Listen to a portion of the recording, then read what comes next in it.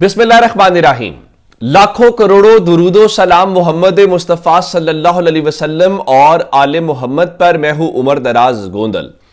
अली अमीन गंडापुर खैबर पख्तूनख्वा के वजीर आला हैं और मरीम नवाज शरीफ पंजाब की वजीर आला हैं। दोनों मुखालिफिन हैं, दो मुख्तलिफ पार्टी से हैं और दोनों एक दूसरे को तनकीद का निशाना बनाते रहे हैं। गंडापुर साहब भी जो बयान देते रहे हैं माजी में, वो भी आपके सामने हैं। और मरीम नवाज शरीफ जो हैं वो अपनी हर तकरीर के अंदर तहरीक इंसाफ को, खैबर पख्तूनख्वा हुकूमत को लेके या उनके जो वुज़रा हैं वो तनकीद का निशाना बनाते हैं। लेकिन आज कहानी है लाहौर के मॉल रोड की, जहां पे टाकरा है मरीम नवाज शरीफ का और उसके बाद अली अमीन गंडापुर का। अब आप कहेंगे कि मैं ये क्या बात कर रहा हूं। आज दोनों लाहौर के मॉल रोड पर मौजूद हैं और दोनों मुखालिफिन, लेकिन दो मुख्तलिफ मकामात के ऊपर है, लेकिन है बिल्कुल करीब करीब। लाहौर में दो आज जगह हैं। एक लाहौर हाई कोर्ट है, जिसको आप हाई कोर्ट बार एसोसिएशन के मामले के ऊपर भी आज देखेंगे, नंबर 1। नंबर 2, अगर आप वहां से चलेंगे और हाई कोर्ट के बाद वहां से निकलते हुए आप चेरिंग क्रॉस, जहां पे डॉक्टर्स काफी दिनों से एहतजाज कर रहे हैं, कोई उनकी सुनवाई नहीं हो रही, उससे आगे आप जाएंगे तो अलहमरा हॉल नजर आएगा। तो अलहमरा हॉल जो है वहां पे आज पंजाब की जो वजारत इत्तलात है उसके तहत एक बड़ा इवेंट होने जा रहा है और वहां पर जो तमाम तबका फिक्र के लोग हैं और उनको बुलाया गया है। तो एक बड़ा सकाफती शो आज बुनियादी तौर पे तरतीब दिया गया जो वहां पे होना है।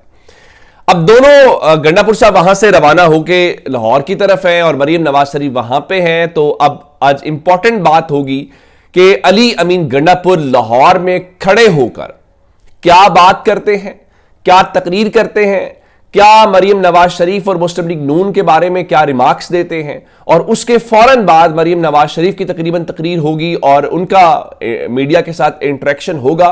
गो कि वहां पे मीडिया को यह कहा गया है, चूंकि मैं खुद कवर करता हूं मुस्लिम लीग नून और सीएम की बीट को, तो डीएसएनजी या कैमरा अलाउ नहीं है, सिर्फ और सिर्फ रिपोर्टर्स अलाउड हैं और बाकी जो पीटीवी है वो अपनी क्लीन फीड देगा, यानी कवरेज सिर्फ सरकारी होगी, गैर सरकारी कवरेज का मौका नहीं दिया जाएगा। अब जहां तक गंडापुर साहब हैं, तो गंडापुर साहब को तो सरकारी कवरेज नहीं मिलेगी या पीटीवी इतना वो सही नहीं है। हां, ये जरूर है कि पीटीवी ने कुछ मनफियत फैलानी हो, कुछ नेगेटिविटी खैबर पख्तूनख्वा की गवर्नमेंट के बारे में फैलानी हो, तो फिर तो वो कुछ कर सकते हैं, अदरवाइज वो कुछ नहीं कर सकते। तो आज जो हेडलाइंस हैं या कुछ देर के बाद जो सोशल मीडिया के ऊपर तूफान नजर आएगा, वो आपको आज मरीम नवाज शरीफ और उसके अलावा जो गंडापुर साहब है उनके हवाले से आएगा। चूंकि मैंने दोनों इवेंट्स जो है वो कवर करने हैं, तो इसलिए आपको बताया जाना ये जरूरी था। अब आते हैं आज सुप्रीम कोर्ट में 9 मई का एक और मुकदमा, उसको बड़ा अच्छा खासा झटका लगा है।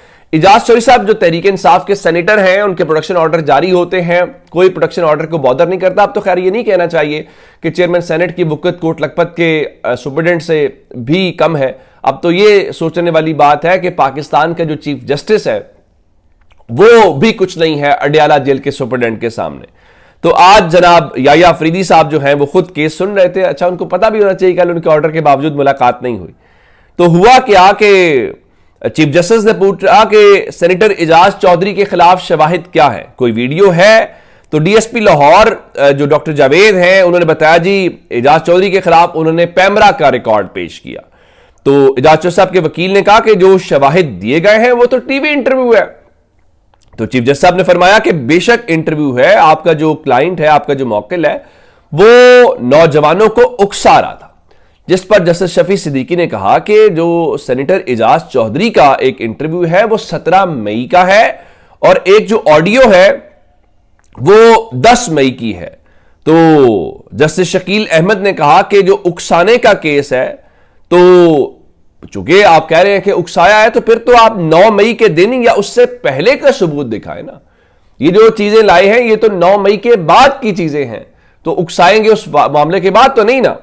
तो जो रिपोर्टर्स कवर कर रहे थे उनके मुताबिक पुलिस के पास इसका कोई जवाब नहीं था, जिस पर अदालत ने जो मजीद शवाहिद हैं उनको पेश करने की हिदायत की है और यानी अदालत ने उनको एक और मौका दिया है कि जाएं शवाहिद लेके आए। जिसके बाद उन्होंने इजाज चौधरी साहब की जो जमानत की दरखास्त है उस पर समाअत आइंदा हफ्ते तक मुलतवी कर दी है। अब ये ग्राउंड के ऊपर रियलिटी है उन केसेस को लेके कि जब आप दावा करते हैं या बात करते हैं कि इस तरीके से है, लेकिन वहां पे चीजें जब आती हैं अदालत के रूबरू तो तब वो चीजें कैसी होती हैं। एक डेवलपमेंट तो हो गई ये। दूसरी डेवलपमेंट, इस्लामाबाद हाई कोर्ट कमाल कर रही है। अच्छा नहीं, उससे पहले सुप्रीम कोर्ट का एक और मैटर भी है, चूंकि जो सुप्रीम कोर्ट का आईनी बेंच है उसने आज जो जजेस की ट्रांसफर है या जो सीनियरिटी का मसला है, जस्टिस मोहसिन अख्तर कियानी समेत जो मुतासरा जजेस की दरख्वास्त है उस पर समाअत करनी है। और आज उसके ऊपर इसलिए इंपॉर्टेंट चीज़ है कि डायरेक्शन तय हो जाएगी। और आइंदा क्या, चूंकि पहले 18 तारीख को इजलास था जुडिशल कमीशन का, वो अब 17 को होगा और उसमें अब चीफ जस्टिस की मुस्तकिल तैनाती जो है वो एजेंडे के ऊपर नहीं है, बल्कि 2 जो जजेस हैं जिनको आईनी बेंच में शामिल किया जाना मकसूद है, जिसमें एक अभी कल ही ओथ लेके अली बाकर नजफी साहब आए हैं। तो नजफी साहब कल सुप्रीम कोर्ट में इंडक्ट हुए हैं और आज गालिब इम्कान यह है कि वो आईनी बेंच में शामिल हो जाएंगे और आईनी बेंच में वो आईनी मामलात को देखेंगे। दुनिया में कहीं ऐसा होता है? दुनिया में जो सीनियर तरीन लोग होते हैं उनको बिठाया जाता है इस तरह के इवेंट्स के अंदर, लेकिन पाकिस्तान में कहते हैं नहीं, सीनियर जजेस को माइनस करेंगे, जो जूनियर तरीन जजेस हैं हमें आईनी राय उनकी मिलेगी। अब आते हैं इस्लामाबाद हाई कोर्ट के ऊपर। इस्लामाबाद हाई कोर्ट तो कमाल कर रही है, एक से बढ़ के एक कमाल कर रही है। मिसाल के तौर के ऊपर 30 दिन हो गए अहमद नौरानी के भाइयों के मुतालिक इस्लामाबाद हाई कोर्ट कुछ नहीं कर पाई और वहाँ पे वही 2 हफ्तों के बाद समाअत मुकर्रर कर दी जनाब जस्टिस जो हैं उन्होंने। तो उसके बाद उनके कल बताया गया था परसों के जनाब देखें वो ना हमने FIR कर ली है। आज उनकी बूढ़ी वालिदा को एक बार फिर अदालत से रुजू करना पड़ा। क्यों?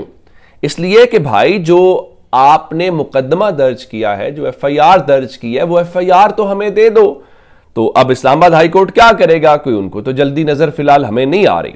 उसका अंदाजा लगाइए कि पीका एक्ट के तहत मुकदमात दर्ज हो गए हैं, लोगों के ऊपर मुकदमात बनाए जा रहे हैं और आज 2 महीने के बाद जो है वो केस समाअत के लिए मुकर्रर हुआ।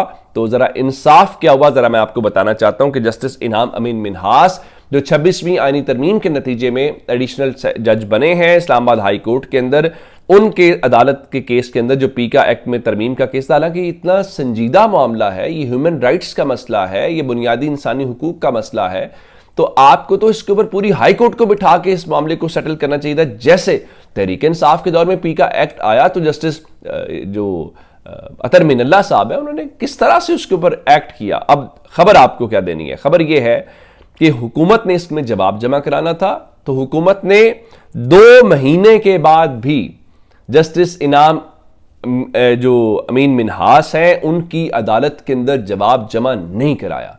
अब होना तो यह चाहिए था कि वो कहते कि ठीक है आप कल तक जवाब जमा कराएं। नहीं, जनाब ने जस्टिस इनाम अमीन मिन्हास ने, जिन्होंने नौरानी साहब के भाइयों को 2 हफ्ते का वो तारीख डाली, तो उन्होंने इल्ला माशाल्लाह जो पीका एक्ट में तरमीम है उसके ऊपर भी 2 हफ्तों का मजीद जो वक्त है वो